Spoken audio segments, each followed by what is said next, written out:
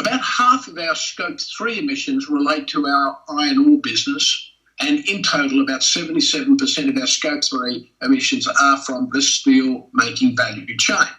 The decarbonisation of the industry is therefore key to reducing our emissions. Our ambition to reduce Scope 3 emissions by 50% by 2040 is driven by partnership and collaboration. We'll continue to work with the steel industry towards achieving a 1.5 degree pathway, which would reduce our Scope 3 emissions by around 80% by 2040 against the 2020 baseline. The ecosystem approach we use to deliver renewables to the mines instead of mine-by-mine approach will provide opportunities to connect value chain, and that's the Scope 3 players, and therefore directly impact their emission profiles. The high-quality iron ore in our portfolio suits cleaner modern steel making. They contribute, or our high-quality iron ore feeds actually help enable a 20 to 25% lower carbon emission in the steel-making process compared to a 58% iron ore blend, for example, from other areas. And we're working to further improve our product qualities as we lever what we can control directly.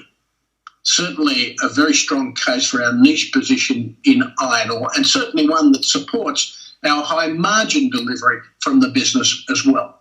We also have to continue to work with our customers to advance technologies in these areas and others.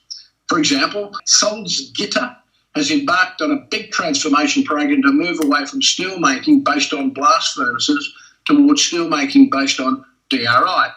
As part of this, we're working with them to study if our lump ore can be used in their process, and if so, how much.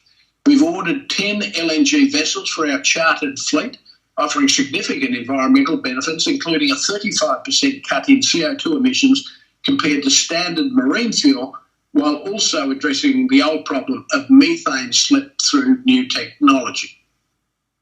We also recently announced the successful sea trial of a Cape-size character powered by a biofuel blend from Total Energies, which resulted in a 10% emissions reduction. And then an improvement on our previous trial in June 21 that had a 5% reduction. This is part of a pathway to achieving carbon neutrality in our controlled ocean freight by 2040, and again with Total Energies and others, partnering with good partners that are committed to the energy transition with us. So we're also working on the controllables, as we always do, and importantly, also working on the collaboration and partnering that will be necessary to address the wider question, hence the quality of our inputs into the steel industry.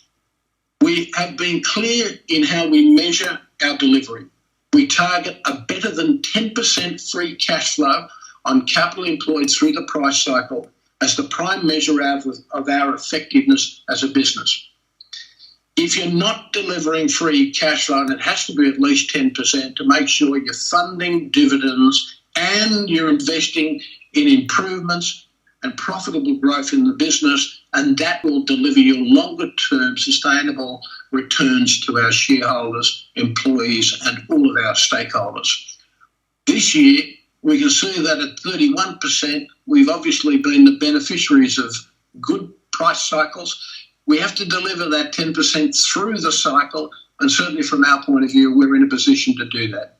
To measure our efficiency in delivering sustainable cash flows, we aim to do better than a 15% return on capital employed, again, through the price cycle. And again, at 43% for 2021, we are performing exceptionally well, and certainly that does augur well in terms of our performance through the cycle. And sustainability on those two metrics is measured across our 7 key pillars, which are safety and health, environment, socio-political, people, and that includes the talent pipeline, and you've seen that in action with our succession plan and Duncan taking over the business. Production-based resources, making sure that we can deliver. We've got better than 20 years in our reserve base, and that's exceptional in our industry where we're mining depleted resources. Cost, significant improvement in our competitive cost position over the last few years.